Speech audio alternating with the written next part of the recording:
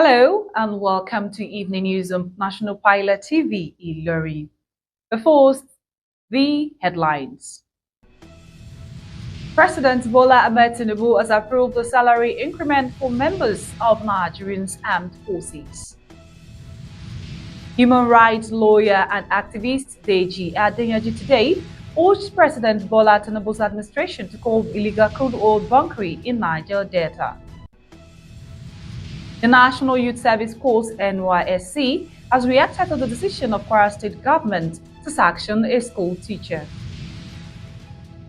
Armed security operatives have taken over the main palace of the Kano Emir at Kofa Kudu. Good evening, I am Chris Oluwo. Now to the news in details. On federal story, President Bola Ahmed Tinubu has approved a salary increment for members of Nigeria's armed forces. Bello Matawale, Minister for State for Defense, disclosed this on Friday in a statement by the ministry spokesperson, Ensure Ogubike. The government also approved the payment of 3 months' salary arrears. Additionally, it has released funds to clear out standard pensions and entitlements owed to retired military personnel. The minister confirmed that a lot of the 3-month salary increase have begun reaching military personnel, signaling a significant morale boost for the armed forces. He lauded Tinubu's unwavering commitment to both serving and retired members of the military, emphasizing that addressing pensions arrears for retirees remain a priority. On our story, human rights lawyer and activist Deji Adeyanju on Friday urged President Bola Tinubu's administration to curb illegal crude oil bunkering in the Niger Delta. Reacting to the arrest and release of investigative journalists in Rivers by the Nigerian Army, Fisayo Soyombo, Adeyanju said resources from crude oil in the Niger Delta can sustain Nigeria. Newsmen had reported that Soyombo, alongside the others, were arrested for oil bunkering and were held in custody of the Nigerian Army in Port Harcourt for 3 days. Following uproar from Nigerians, the army bowed to pressure and released Soyombo last Friday. However, addressing a press conference in Abuja, Adeyanju said, "We have been saying this for years that crude oil theft is not possible without the collusion of state actors." On Kwara story, the National Youth Service Corps (NYSC) has reacted to the decision of Kwara State government to sanction a school teacher, Hajia Fatima Onike Hamzat, who recently assaulted a female corps member serving at Government Days Junior Secondary School, Kulende, Ilorin, the state capital. NYSC Director General Brigadier General Y.D. Ahmed hailed the investigative panel settled by the state government for its objectivity and fairness in line with the public service rules. Ahmed said the NYSC would not condone any form of maltreatment meted out to corps members. In Kano State, armed security operatives have taken over the main palace of the Kano Emir at Kofa Kudu in the early hours of Friday, restricting people from going into and coming out of the palace. The heightened security presence comes as Emir Muhammadu Sanusi II was scheduled to accompany Alhaji Muni Sanusi, the newly appointed Wambad Kano, to his district posting in Bichi. Bichi is one of the 4 emirates created during the tenure of former Governor Abdullahi Ganduje, which was later dissolved by Governor Abba Kabir Yusuf. Sources also confirmed that Bichi's Emir's palace is under tight security with armed policemen deployed to the area. The reasons behind the heightened security presence remain unclear as at the time of this report. Efforts to reach the Kano State Police Command Police Public Relations Officer Abdullahi Haruna was unsuccessful as his phone was unreachable. You are still watching Evening News on National Pilot TV, Ilori. Still to come after the break. Prominent Islamic cleric Sheikh Muhyiddin Ajani Bello passes away at 84. And on sports, Niger Tornadoes captain Mustafa Aliko believes that his team is capable of winning the Niger Premier Football League NPFL title. Stay with us for details of these and more after the break.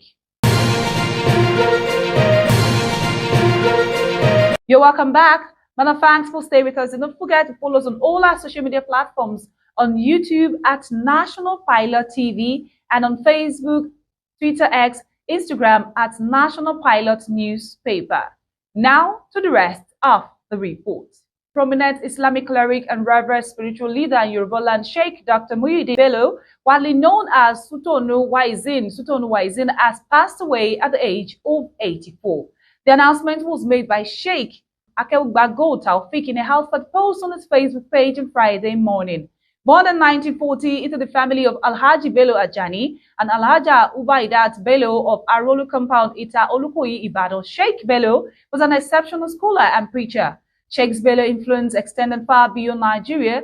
The loss of Sheikh Muyideen Ajani Bello marks the end of an era for many in the Islamic community. His legacy as a scholar, teacher, and a spiritual leader will continue to inspire generations to come.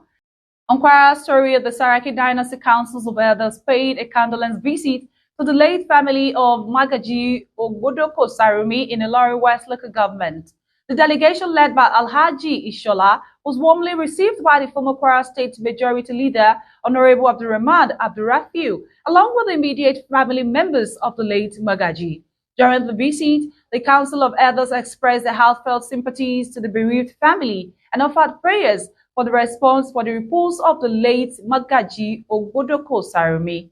The elders offered prayers for the quick recovery of all lost properties and assured the affected families of their support during this challenging time. The visit reflects the Saraki dynasty's commitment to community welfare and readiness to stand by families during the moment of adversity. In another Kwara story, in a dramatic hearing at an area court in Center Igboro, Ilorin, a 2-week-old marriage between Wuraola Surajuddin and Surajuddin Iya Onitasi was dissolved on Wednesday. During the court's previous sitting last week, Wuraola Surajuddin petitioned the court to dissolve a 2-week-old marriage with her husband, Sarajuddin Iya Onitasi. The presiding judge of the first sitting, Hamed Ajumobi, then ordered Wuraola to refund the poor dowry during the marriage to Surajuddin. The court then adjourned the case till December 4th for a pronouncement of divorce. At the resumed hearing on Wednesday, Wuraola refunded the husband the sum of 20,000 naira paid for a dowry. The presiding judge, Justice Hamed Ajumobi, then dissolved the marriage. And on sports, Niger Tornadoes captain Mustafa Aliko believes that the team is capable of winning the Niger Premier Football League NPFL title. Aliko, however, said that the team needed to adopt a more consistent and clinical approach to their games if they want to compete for the title. Niger Tornadoes are 8 points adrift of league leaders Rivers United. The Icon Ala boys have registered 5 wins, 6 draws, and 4 defeats in this campaign. To end this evening news, here is a recap of our major stories. President Bola Ahmed Tinubu has approved a salary increment for members of Nigerian Armed Forces. Human rights and activist Deji Adeyoju today urged President Bola Tinubu's administration to curb illegal crude oil bunkering in the Niger Delta.